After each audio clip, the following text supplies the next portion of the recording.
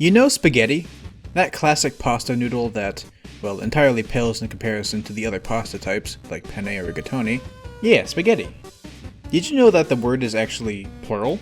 You normally see spaghetti in a plural setting anyways, since rarely do you ever encounter just a lone noodle. However, the word for a single string of pasta is called spaghetto. Not a ghetto spa, but spaghetto. Pretty weird, huh? And you can see the opposite with lasagna. See, lasagna is technically just a singular form of the lasagna noodle, and the plural form is lasagne. But basically everyone just refers to the dish as a whole as just a lasagna, despite the fact that it has multiple lasagne. So whatever. Speaking of things and stuff, in my last video I went over how the ice climbers have a unique passive ability where they're the only characters who don't slip on ice when they dash or turn around. To follow up with that, All-Star Silver asked me if equipping the Ice Floor Immunity Spirit will also give that character this passive ability.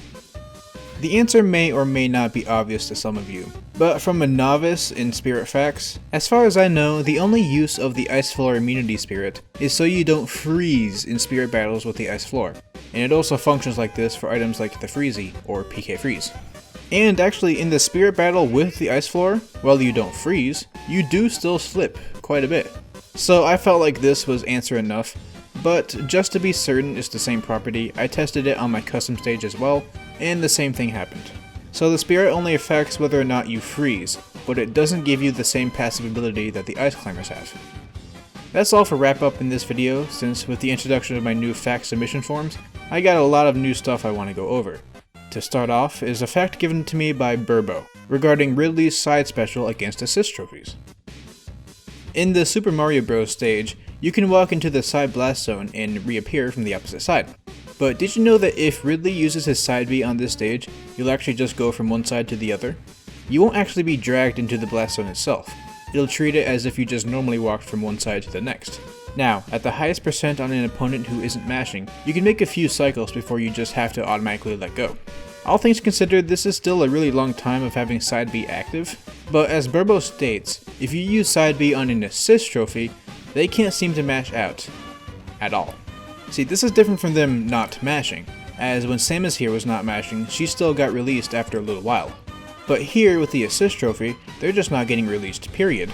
Now usually this has ended with the crab thing seemingly KOing the assist trophy. But hypothetically, if you have the opponent continue to fight off the horde of enemies that spawn in, you can increase the time that Ridley is using side B on the assist trophy. However, after a while it just seems like the assist trophy just outright despawns. And I can't think of any assist trophy that actually lasts forever, so I don't think any of them would be able to keep Ridley going infinitely. I did want to test this out with Ditto too, who's sort of like an assist trophy, in that they can be interacted with, but still not quite the same. However, it seems that Ditto is treated a lot less like an assist trophy and a lot more like a normal player, in that they can mash out with ease. So I don't think we'll be seeing any infinite Ridley side Bs anytime soon, unfortunately, especially considering how chaotic the enemy spawns can get on this stage. If you have any suggestions, I would love to hear them. Next up, Daniel R has given me some really interesting facts regarding the healing field item. Normally when you use the healing field, you'll consistently heal 2% about every single second. From what I gather, the rate in which you heal seems to be fairly consistent too. But did you know that when you shield while you're in the healing field, you'll actually heal half as quickly? Not that it takes longer for you to heal, necessarily, but when you heal half the amount that you normally do. So in this case, when you shield, you heal 1% at the time, rather than 2%. On top of this, I found that you can actually kind of dodge the heals. If you spot dodge at a good rhythm, you can be dodging during that heal period, and just not heal anything. And when I gave myself the superstar, it just turns out that any sort of invincibility completely negates the healing field's healing. And yes, even heroes could claim. Also with the healing field, did you know that the CPU, by default, heals less from the healing field than you do? While you normally heal 2% at a time, the CPU will heal 1% at a time, the same amount as when you're shielding. And when the CPU is shielding, they end up healing 0.5% at a time.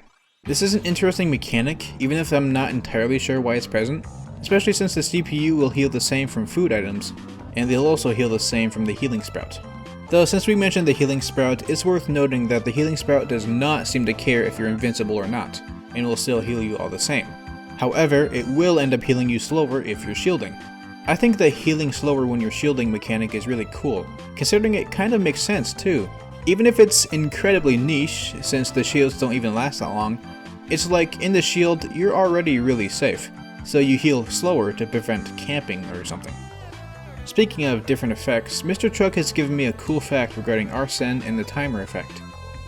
But did you know that the slowdown from the timer actually also slows down the duration in which Arsene is out? Whoever gets slowed down will have their Arsene meter's passive depletion rate slowed down as well. What I find interesting is that I wasn't able to see anything like this for things like Cloud's Limit, or even Shulk's Monado arts. There's something special about Joker's Arsene that allows him to get affected by the slowdown too. And I did test it, and yes, this does work with the Shadow Assist trophy, though the meter's depletion rate will go back to normal when you've been frozen, so there is that. And also, when I went to test this with Witch Time, I did notice something pretty weird. But when you spawn in 2 CPUs in training mode and set them to 999% to give him that quick Arsene, the second CPU will actually just play out the animation of Arsene returning, rather than getting Arsene like the first CPU does. But the thing is, when you spawn in a third CPU, what was happening to the second CPU is now happening to the third CPU, and the second CPU now acts like the first CPU does. Okay, basically now the second CPU gets Arsene when I do this percent changing trick, but the new third CPU is now the one with the issue where they return Arsene rather than gaining it. I have no idea why this would happen, but it does. So there you go. Oh, and yes, Witch Time also affects the depletion rate of the Arsene meter. I went on a bit of a tangent there, but I guess that's what my entire channel is, so cool. Speaking of Joker, Silent_Wraith has given me a certain fact about Joker's Schoolboy costume in screen KOs. Normally, in Joker's Shujin Academy alt, he just wears glasses, and when he gets Arsene, he simply takes the glasses off, just like how normal Joker wears a mask, then takes the mask off to summon Arsene. But if you get the Shujin Joker screen KO'd while he has Arsene activated, the screen smack will show him with the mask on instead of his glasses. As we just said, when Arsene gets activated, both Jokers take off their facial wear to summon him. However, when they get screen KO'd, Arsene almost immediately gets deactivated. And as we see with normal Joker, when he gets screen KO'd with Arsene out, he'll have his mask back on, sort of like the Arsene effect was just cancelled. I don't think the effect was run out, to say, because the meter is still full here, just, cancelled. So my guess is that the glasses aren't exactly coded right to appear when Arsene gets cancelled like this, which is why the standard mask appears instead. Those are just my 2 cents at least.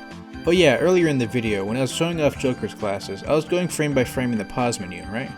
Well, Toby Sullivan had actually given me a very interesting fact about going frame by frame in the camera controls.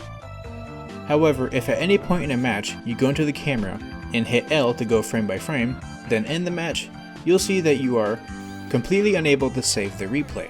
There's no option on the bottom right corner of the screen, and pressing Y does nothing. And as far as I know, there's no way around this either. If someone knows how to save a replay in this type of environment, let me know. But my assumption is that when going frame by frame in the camera controls, the replay function isn't necessarily compatible with this, since it's not exactly happening in-game in a weird way. So yeah, this is definitely important to keep in mind. And no, simply pausing and pulling out the camera does not affect your ability to save the replay. It's just when you go frame by frame that the option is no longer available. Next up, IRSI has given me a fun little fact about the ray gun. It felt fairly apparent to me since you can kind of see it on the ray gun's model, but if you look into the blaster, you'll see a mirrored version of the Smash logo printed onto it. I've known about that for a while, though I'm sure some of you didn't, but what I found interesting is that the beam itself also has the Smash logo. Now this is something I never would have been able to notice on my own, and the beam itself is at an angle here, but we can see clearly that the same mirrored Smash logo is on the beam's end. I couldn't quite see it anywhere else in the laser, but it's still there, which I think is just really neat. And speaking of shooting items though, this next fact by Burning Knight is more of a mechanical thing than just some normal fun fact, but it's still very interesting. Note the cooldown for the Steel Diver here. It takes a little while for you to be able to shoot your second shot, right? However, there's this weird mechanic where if you shoot the item while on a platform, then drop through the platform, you'll be able to shoot again, immediately. So if you shoot, then quickly drop through the platform and shoot again, you'll be able to get 2 shots out way quicker than normal. If we look at the staff, we can get a better idea of how this works. If I do the inputs at around the same time as before, we can see the startup of the staff, then Sheik drops through the platform, and it starts up again. So really, it seems that you're just able to drop through platforms while shooting, which cancels the shot, and thus the cooldown. So if you shoot with the steel diver, wait for the projectile to actually come out, then drop through the platform, you're canceling the cooldown, and thus are able to shoot again much quicker. There are some items where this doesn't work, like the Rage Blaster and the staff like I mentioned earlier. It may just be a property of how many projectiles are allowed to be on screen at once. Overall, I think the best results come from either the ray gun or the steel diver. I tried something like this with Zero Suit Samus's blaster, but she can't actually fall through the platform when in the blaster animation. Or rather, she can't actually cancel this animation. And the same was true for a charging move like Lucario's neutral special. So I'm not entirely certain if this could see practical use in the competitive environment by any characters. But if you got items on, it's certainly something to consider, as the burst damage from very 2 quick shots could be very nice. Lastly for this video, Creepto52 has given me a very interesting fact regarding Chrome's UpB and teleporters. You're going to want to make a setup where one could infinitely go through portals like this. Then get Chrome and use your UpB like so. You should keep falling through all of the portals forever. And if you keep doing this, it's gradual, but you'll notice that Chrome starts to go a lot slower, right? Like, way slower.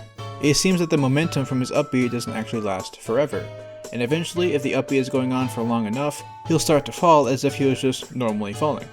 Now don't be mistaken, the hitbox of his move is all the same, as is its spike's power, as far as I know. But yeah, Chrome is traveling at a snail's pace. And of course, I decided to try this with a similar UpB, that being Ike's, and the same thing happens. Actually, he slows down way quicker, and the visual effect of his sword goes away too. And just like Chrome, the spike of the move is still very much active, despite him traveling much slower. I tested this on King DDD too, and it seems to also work for him, but I didn't actually notice anything when I tried Kirby's UpB. It's possible I just didn't wait long enough, but for the other characters the slowdown started very quickly and it was just gradual, so I don't think this works for Kirby. Oh, and I tried it for Cloud too, but apparently his UpB doesn't actually last forever. After a short while he would just go into freefall. And the same is true for his limit UpB too. That's very weird. As for the why of all this, I guess the UpBs are given some kind of momentum quality, so after a while it just naturally slows down that momentum. But it's just really hard to normally notice since the UpBs hardly ever last that long anyways. Anywho, that'll do it for today's video. I'd like to thank my ravishing patrons Avenkaru, Burbo, Cody Benda, Felipe Morla, Elpidio Epic, Feurolant, Dino, PinkieOats, and Aman Shareef. For those of you who didn't catch my last video, I've recently created a Google form where you can formally and easily submit your facts and questions to me. Link is down below. So far, the process has been generally fine. You know, I certainly expect more than a few joke submissions, though I will note that if you send me the same fact or question several times, I may get petty and just not use it anymore. Please just send it once or twice at most. I really don't need to see it more than that. But so far the process has been pretty good, I'd say. So feel free to drop your facts here, as it makes it easier for me to organize things. You can, of course, DM me on Twitter or Discord too, but if your submission is small, I'd really just recommend using this form. And I still encourage YouTube comments, as the interactions probably help with my video success or something, I don't know. But yeah, I'll be most likely to see your submissions if you just submit them in the form. So yeah, stay casual, stay reasonable, and I'll see y'all later.